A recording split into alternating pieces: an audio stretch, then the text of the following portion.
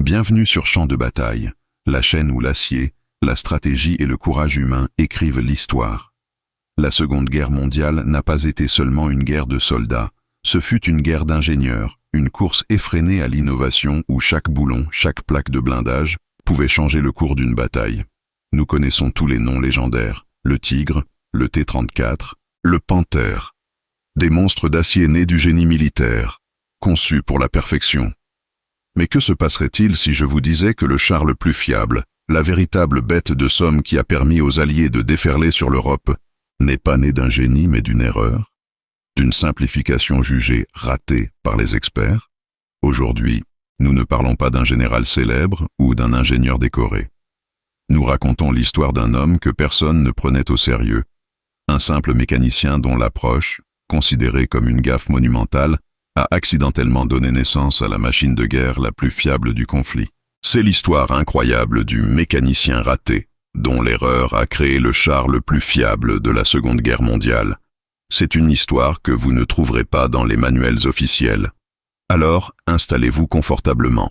Si vous aimez découvrir les héros méconnus et les secrets de l'ingénierie militaire, c'est le moment idéal pour vous abonner à Champ de bataille, pour laisser un j'aime sur cette vidéo, et surtout, pour nous dire dans les commentaires depuis quel pays et quelle ville vous nous regardez aujourd'hui.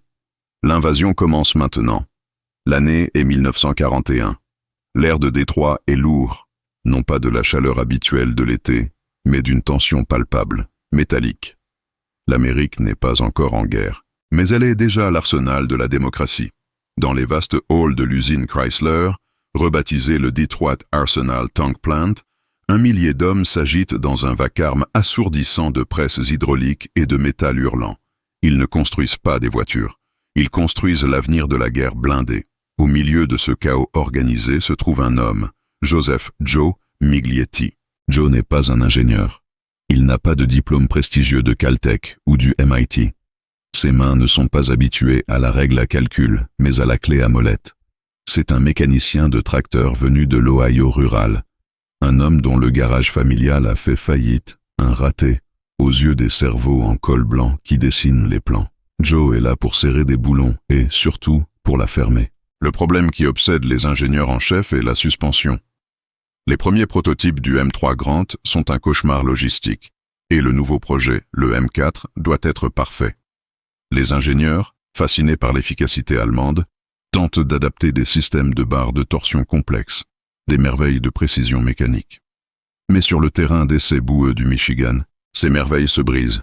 Elles s'encrassent, gèlent et nécessitent des heures de maintenance spécialisées pour réparer un seul bogie. La complexité est leur dieu, et ce dieu les trahit. Joe, lui, observe. Il observe en silence pendant des semaines, balayant les copeaux de métal autour des postes de travail des ingénieurs. Il voit ces hommes brillants se maudire devant des plans compliqués, parlant de tolérance au millième de pouce. Et Joe ne voit qu'une chose, une machine inutile. Une machine qui sera magnifique dans un défilé, mais qui mourra dans la boue de l'Europe ou le sable d'Afrique. Il pense à ces vieux tracteurs Alice Chalmers, des engins bruts, laids, mais qui démarrent par -20 degrés et qui peuvent être réparés avec un marteau et un juron. Un soir, tard, alors que l'ingénieur en chef, un homme du nom de Harrison, déchire son 3e plan de la journée, Joe, tenant son balai, ne peut s'empêcher de marmonner. C'est trop compliqué. Vous essayez de faire une montre suisse. Il vous faut une horloge de gare. Harrison, le visage blême de fatigue et de caféine, se retourne. Qu'est-ce que vous avez dit, Miglietti? Vous, le roi de la Grèce, vous avez une opinion sur l'ingénierie de pointe? La demi-douzaine d'ingénieurs présents s'arrêtent de travailler, l'odeur de l'humiliation flottant dans l'air. Joe sent le rouge lui monter au visage. Il aurait dû se taire. C'était la règle d'or. Mais quelque chose, peut-être l'odeur du métal surchauffé ou le poids de l'échec imminent, le pousse à parler. « Monsieur Harrison ?» dit-il, sa voix étonnamment stable. « Ces barres de torsion. Elles sont internes. Si ça casse sur le terrain, le char est mort. Il faut le ramener à l'atelier. C'est stupide. Et vos bogies. Trop de petites pièces. Dans la boue, ça va geler en un seul bloc. » Harrison plisse les yeux. C'est de l'insolence pure. « Et quelle est votre solution, monsieur le génie des champs? Un moteur à âne ?» Joe, tremblant légèrement, s'approche du plan étalé. Il prend un crayon gras sur l'établi. Ses mains, noires de cambouis, tranchent sur le blanc immaculé du papier. Vous avez besoin de quelque chose d'extérieur, de simple, comme ça. Il esquisse une forme grossière, un ensemble de bogies montées sur un ressort vertical, un système simple, presque agricole dans sa conception. Un Vertical Volute Spring Suspension, ou VVSS. C'est un concept qui existe, mais que les ingénieurs d'élite jugent obsolète, primitif. Et le moteur, continue Joe, enhardi. Vous essayez de réinventer la roue. Prenez ce moteur d'avion Wright. Il est refroidi par air, il est puissant. Mais votre transmission, c'est un cauchemar. Il faut pouvoir la sortir par l'avant, en un seul bloc, comme sur un tracteur. Si elle casse, l'équipage peut la remplacer en quelques heures. Pas besoin d'une grue d'atelier. Le silence qui suit est assourdissant. Puis, Harrison éclate de rire. C'est un rire sec, méprisant. Une suspension de chariot et une transmission de tracteur. C'est ce que vous proposez pour combattre les Panzers. Miglietti, vous êtes un idiot. C'est la conception la plus paresseuse, la plus ratée que j'ai jamais vue. Les autres ingénieurs ricanent. Joe sent ses espoirs s'effondrer. Il a franchi la ligne. Il sera renvoyé demain. Il est et restera un mécanicien raté. Mais alors qu'il se retourne pour prendre son balai, une autre voix retentit. C'est le superviseur de l'usine, un homme du gouvernement nommé K.T. Keller, qui observe la scène depuis l'ombre. Keller, un homme de production de masse, s'approche. Il ne regarde pas Joe. Il regarde l'esquisse grossière. Il tape sur le papier. Combien de temps pour fabriquer ce truc de chariot? Demande-t-il à Harrison. Harrison hausse les épaules. C'est de la fonderie de base. Quelques jours. C'est ridicule, monsieur. Keller regarde alors Joe. Et combien de temps pour le réparer sur le terrain? Joe déglutit. Si on le conçoit bien. Avec de la place pour travailler. Peut-être 2 heures pour un bogie entier. Une demi-journée pour la transmission, si l'équipage s'y connaît. Keller hoche la tête, un rictus sur le visage. Il se tourne vers Harrison, son regard dur comme l'acier. Harrison, vos montres suisses ont 3 mois de retard sur le calendrier. Le général Patton se moque de savoir si la suspension est élégante. Il veut des chars. Il les veut hier. Et il veut qu'ils continuent à rouler. Alors, vous allez construire la gribouille ridicule de ce mécanicien raté. Construisez-la exactement comme il l'a dessinée. Simple, laide et rapide. Harrison est bouche bée. C'est une folie. Une insulte à l'ingénierie. Mais l'homme du gouvernement a parlé. Joe Miglietti, le mécanicien qui n'aurait jamais dû ouvrir la bouche, vient, par erreur, de dessiner le cœur de la machine qui gagnera la guerre.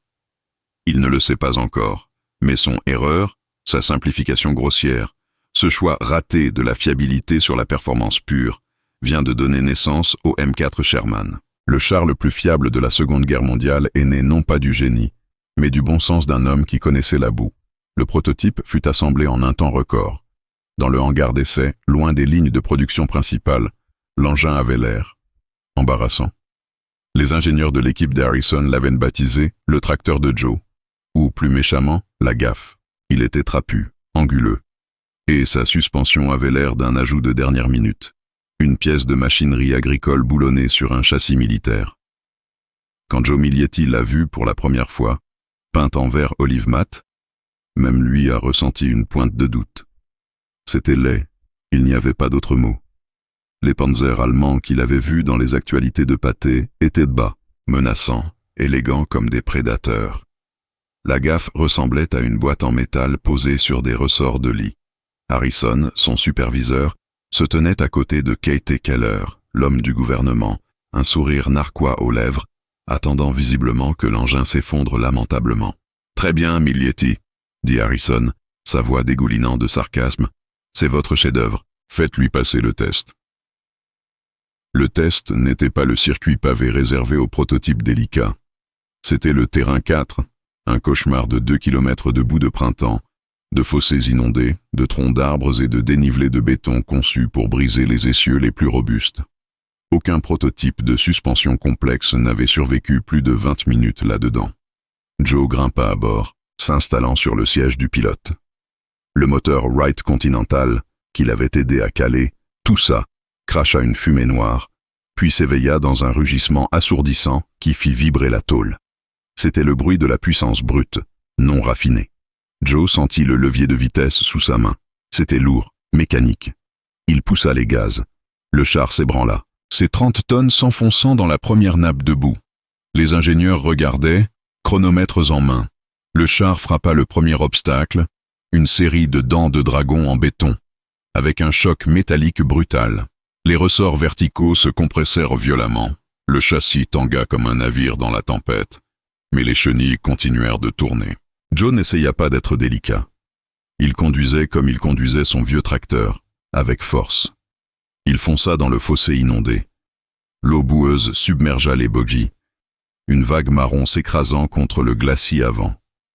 Là, c'est fini, marmonna Harrison.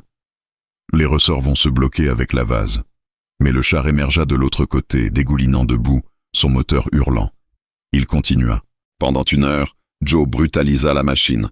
Il prit des virages si serrés que la chenille intérieure labourait la terre. Il franchit des pentes si raides que les ingénieurs durent lever les yeux pour le suivre. La suspension VVSS, la suspension de chariot, grinçait, cognait, hurlait sa douleur mécanique, mais elle ne cédait pas. Elle absorbait tout. Elle était conçue pour la boue, pour l'imperfection, pour la brutalité. Après 1h30, Joe ramena la machine au point de départ. Il coupa le moteur. Le silence qui s'ensuivit fut plus lourd que le rugissement précédent. Joe sauta au sol, couvert de sueur et d'huile. Il s'attendait à ce qu'on lui dise de nettoyer son erreur. K.T. Keller s'approcha du char. Il ne dit rien. Il marcha autour, regardant les bogies ruisselant de boue. Il n'y avait aucune fuite hydraulique, car il n'y avait pas de système hydraulique complexe. Rien n'était tordu, car les pièces étaient épaisses, grossières, en acier moulé simple. Harrison, le visage pâle, vérifiait ses notes. La température du moteur est élevée mais stable. La transmission, elle tient. Keller se tourna vers Joe. Combien de temps pour la maintenance? Joe attrapa une caisse à outils. Voyons voir. Devant les ingénieurs stupéfaits, qui d'habitude mettaient des gants blancs pour toucher leur prototype, Joe plongea ses bras nus dans la boue. Il utilisa une simple clé à choc pneumatique pour dévisser les boulons massifs retenant un bogie endommagé. Il en avait intentionnellement frappé un contre un bloc de béton. Le bogie entier, avec ses 2 roues et son ressort, tomba au sol d'un seul bloc. « Donnez-moi le palan !» cria-t-il. En moins de 40 minutes, un bogie neuf, pris sur une palette voisine, était installé. Joe se tourna vers l'avant. Maintenant, la transmission. Les ingénieurs se préparèrent à une journée de travail. Sur leur conception, il fallait soulever le moteur, parfois même la tourelle. Joe et un autre mécanicien dévissèrent simplement la plaque de blindage avant, qui était massive et boulonnée, et non soudée à cet endroit précis. En 2 heures, l'ensemble de la transmission et de la direction était sorti du char, posé sur le sol de l'atelier, prêt à être remplacé par un bloc neuf. C'était sale, c'était brutal, c'était tout sauf élégant. C'était une réparation de forgeron, et c'était exactement ce qu'il fallait pour une guerre mondiale. K.T. Keller regarda Harrison. « Harrison, vos ingénieurs vont passer les 6 prochains mois à optimiser le moteur de Miglietti, à améliorer le blindage de sa boîte et à trouver comment fabriquer sa suspension de chariot par milliers. Ne changez rien à la philosophie. Si c'est compliqué, supprimez-le. Si c'est fragile, remplacez-le. Je veux que cette gaffe soit sur les lignes de production avant la fin de l'année. » Harrison, comprenant que sa vision d'une merveille technologique venait de mourir, ne put que hocher la tête. « Et Miglietti, » ajouta Keller, « vous n'êtes plus mécanicien. Vous êtes maintenant superviseur civil du contrôle qualité-fiabilité. Votre travail est de vous assurer que ces ingénieurs ne rendent pas votre char trop intelligent pour son propre bien. » L'erreur de Joe était devenue la norme. Son approche ratée, celle d'un homme qui répare des tracteurs, avait battu la théorie complexe des ingénieurs d'élite. Le M4 Sherman, basé sur ce prototype laid mais indestructible, venait de recevoir son feu vert. L'arsenal de la démocratie n'allait pas produire une épée fine, mais un marteau. Un marteau simple, fiable, et capable d'être produit en masse, à une échelle que les Allemands ne pourraient jamais imaginer. Afrique du Nord, 1943. Le désert est un cimetière de métal. Loin des usines climatisées de Detroit, la guerre a un goût de poussière de gypse, et une odeur de diesel brûlé. C'est ici que la théorie de l'ingénierie rencontre la réalité la plus brutale. Les premiers mois de la campagne de Tunisie ont été un désastre pour les forces blindées alliées. Les magnifiques chars britanniques Crusader, avec leurs suspensions complexes, s'enlisent, leurs circuits hydrauliques fuyant dans le sable abrasif. Les premiers M3 Grant américains, bien que robustes, sont des cibles faciles avec leurs canons mal placés. Et puis, ils sont arrivés, par centaines, déversés des cargos à Casablanca et à Oran, les M4 Sherman. Le sergent-chef Mike O'Connor, chef de la maintenance du 6e régiment blindé, cracha un jet de tabac à mâcher en voyant le premier débarquer. « Qu'est-ce que c'est que cette saloperie ?» grogna-t-il à son lieutenant. On dirait que Chrysler l'a construit avec des pièces de rechange de tracteur. O'Connor était un mécanicien de la vieille école. Il aimait les moteurs qu'il pouvait comprendre. Mais le Sherman, il lui semblait trop simple, presque insultant. Il était grand, sa silhouette haute en faisait une cible parfaite. Ses soudures étaient grossières. Et cette suspension. La gaffe de Joe, comme l'appelaient encore certains ingénieurs par dérision, était exposée, vulnérable.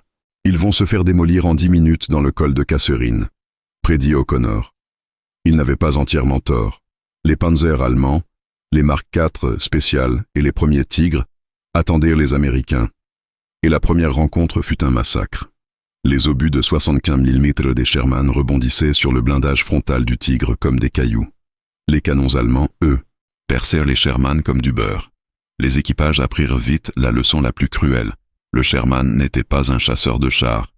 Il n'était pas conçu pour des duels d'honneur. Mais alors quelque chose d'étrange se produisit.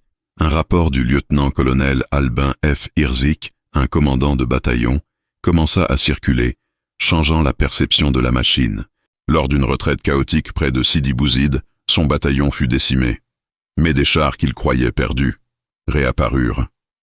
Le soir suivant la bataille, O'Connor et son équipe de maintenance se retrouvèrent de face à un cauchemar.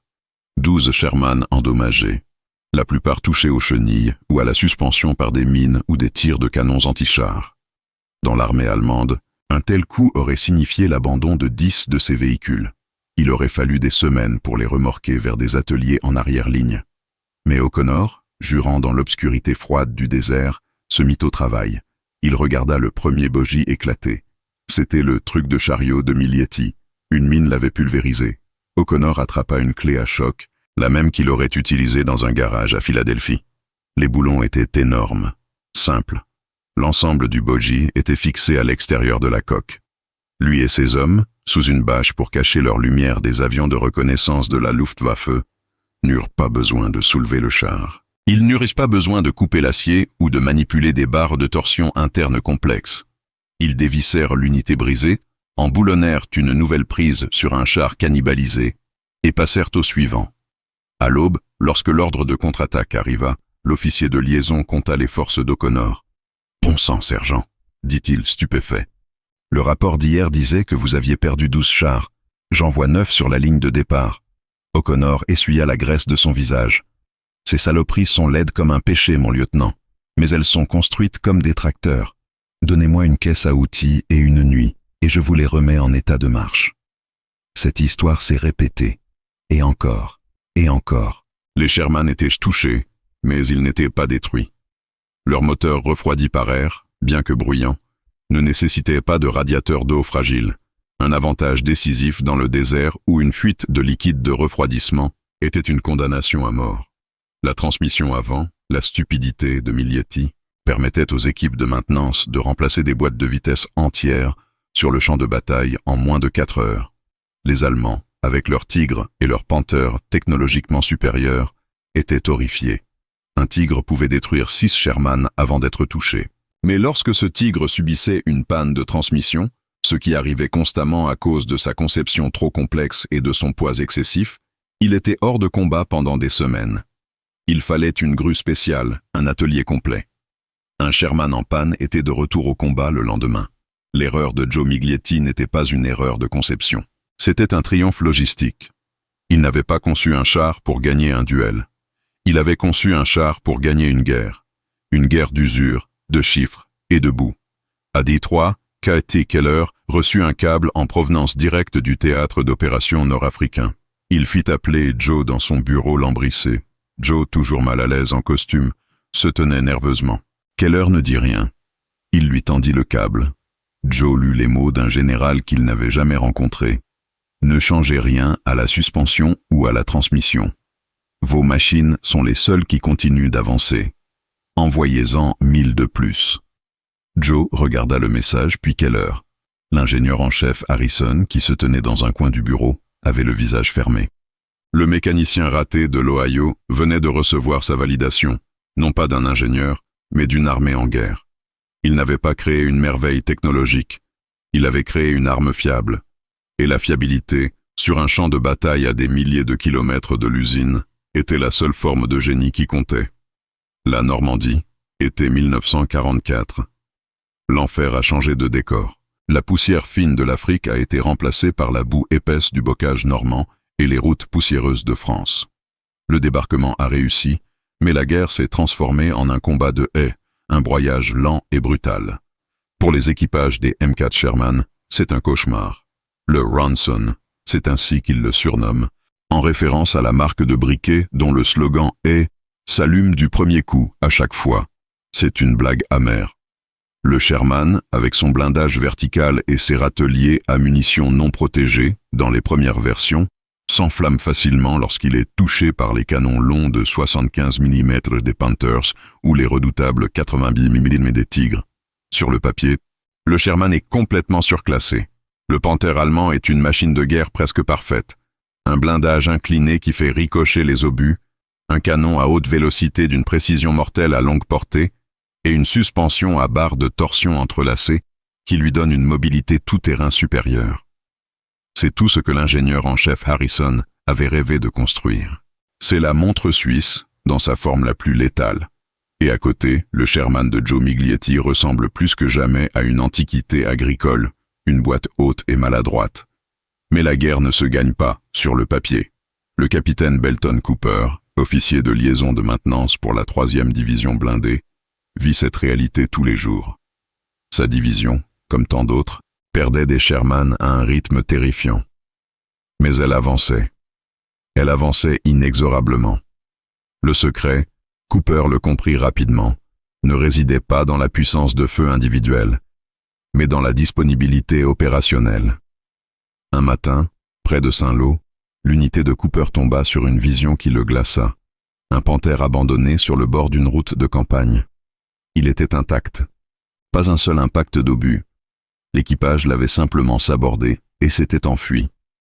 Cooper et son mécanicien en chef s'approchèrent avec précaution. En ouvrant la trappe arrière, ils furent accueillis non pas par l'odeur de la poudre, mais par celle de l'huile brûlée et du métal surchauffé. La transmission finale avait lâché. Le mécanicien siffla. « Mon capitaine, pour réparer ça, il faudrait une grue de 20 tonnes, un atelier complet, et probablement une semaine de travail.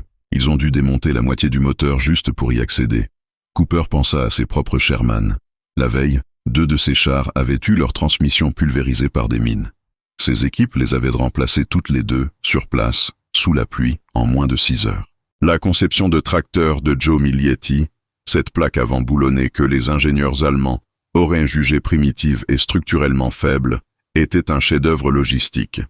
C'était l'essence même de la guerre à l'échelle industrielle. L'histoire se répéta à travers la France. Les redoutables bataillons de tigres allemands, fers de lance de la Wehrmacht, étaient plus souvent immobilisés par leur propre panne mécanique que par l'action ennemie. Leur complexe suspension à barre de torsion, si efficace sur terrain plat, devenait un cauchemar de maintenance. Le moindre dommage sur une roue de route intérieure nécessitait de démonter les 3 roues extérieures. C'était une folie d'ingénieur, belle en théorie, inutilisable en pratique. Le Sherman, lui, continuait d'avancer. Sa suspension VVSS, la gaffe de Joe, était peut-être inconfortable. Elle faisait tanguer le char comme un bateau, mais elle était externe.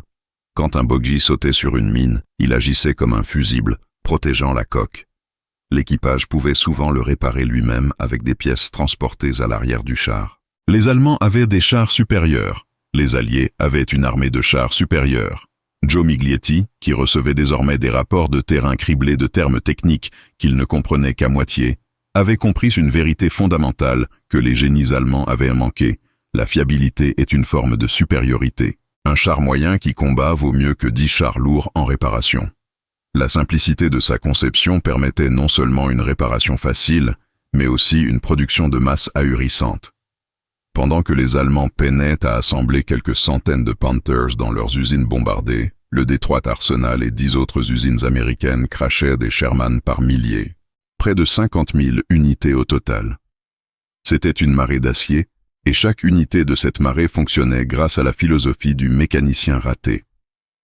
L'erreur de Joe n'était pas d'avoir simplifié. L'erreur de ses détracteurs était d'avoir cru que la complexité gagnait les guerres. Lors de la bataille des Ardennes, cette philosophie atteindra son apogée.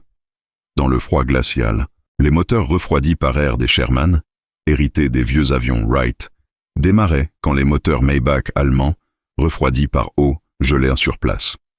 La GAF continuait d'avancer, son moteur rugissant sa fiabilité dans l'hiver européen, prouvant que la machine la plus simple est souvent la plus révolutionnaire. La guerre prit fin dans un fracas d'empires effondrés et le silence soudain des canons. Quand les M4 Sherman défilèrent sur les Champs-Élysées à Paris, puis sur la 5e avenue à New York, la foule acclamait des machines de guerre victorieuses. Elles étaient le symbole de la libération. Personne dans cette foule ne connaissait le nom de Joe Miglietti. Les journaux parlaient de Patton, d'Eisenhower, des généraux brillants qui avaient orchestré la victoire. Les magazines techniques publiaient des analyses sans fin sur la supériorité balistique du canon de 88 mm allemand ou sur l'ingénierie avant-gardiste du Panther. Dans presque toutes les analyses d'après-guerre, le Sherman était critiqué. Son blindage était trop faible, son canon manquait de puissance. Sa silhouette était trop haute. Il était, sur le papier, un char médiocre. Et pourtant, il avait gagné. Il avait gagné partout. Il avait gagné dans le désert. Il avait gagné dans les haies de Normandie. Il avait tenu bon dans la neige des Ardennes. Et il avait traversé le Rhin. Il avait gagné non pas en étant le meilleur, mais en étant là. La véritable victoire de l'erreur de Joe Miglietti ne s'est pas mesurée en duel de chars, mais en taux de disponibilité opérationnelle. C'était une victoire de la logistique, une victoire de la maintenance, une victoire de l'humilité de la conception. Alors que les magnifiques Tigres et Panthers, bêtes de race trop complexes et fragiles, furent rapidement envoyés à la ferraille ou confinés dans des musées, le M4 Sherman, lui, continua à se battre. Sa conception simple, fiable et facile à améliorer en a fait l'arme de choix pour des dizaines de pays pendant des décennies. Il a combattu en Corée, surpassant souvent les T-34 soviétiques grâce à l'entraînement supérieur de ses équipages et à sa fiabilité continue. Il a servi au Moyen-Orient, en Asie, en Amérique du Sud. La gaffe de Joe, le tracteur lait, a eu l'une des carrières militaires les plus longues et les plus réussies de tous les temps. Joe Miglietti lui-même n'a jamais cherché la gloire. Après la guerre, il a quitté le Detroit Arsenal.